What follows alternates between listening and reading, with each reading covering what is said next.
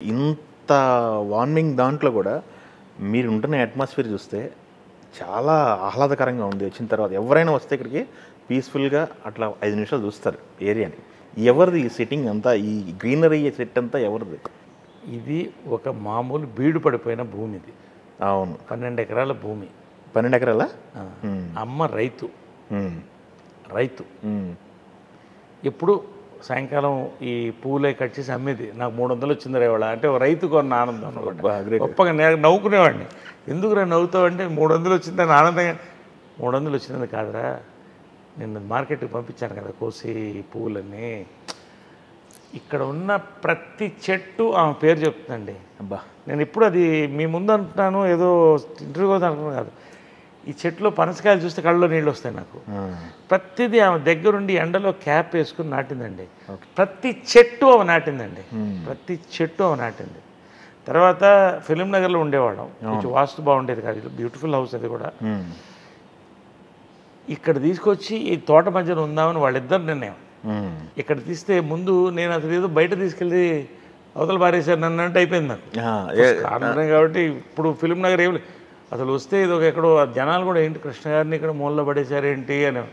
ఇప్పుడు ఆ మూలే సెంటర్ అయింది. సెంటరే it is financial district, heart of the thing. So అలాగా వాళ్ళు they were with always with nature, forward thinking. చాలా విజన్ ఉన్న పీపుల్ అండి ఇద్దరు కూడా, చాలా విజన్ ఉన్న పీపుల్. ఎవరో చెప్పారు అప్పట్లో 1,10,000కి ఎకరం కొన్నారు. 1,33,000. 1,30,000. బట్ అది కొండ వేరండి. చాలా మంది ఇవాళ కొంటున్నారు. అదే ఆ రోజుల్లో అమ్మగారిని కూడా చాలా మంది అన్నారంట కదా ఆ రోజుల్లో. నేను విన్నాను అది. ఏంటి అది డబ్బులు తీసుకెళ్ళి అక్కడ పెట్టేస్తున్నారు, మీకు ఏమైంది, ఇన్ని డబ్బులు అక్కడ పెడుతున్నారని చెప్పేసి. ఆ డబ్బులు ఎన్ని డబ్బులే. నేను ఇప్పుడు ఇక్కడే కాదు, నేను మళ్ళీ ఇక్కడి నుంచి ఒక 15 కిలోమీటర్ల దూరంలో 50 లక్షలు ఒక ఎకరం కొన్నాను. అయితే ఊరికే చెప్తున్నాను నేను. అవును, చాలా ఎక్కువ పెట్టుకొనేసాను అనుకున్నాను చిలుకూరు దగ్గర. ఇప్పుడు 10 కోట్లు అయింది ఎకరం.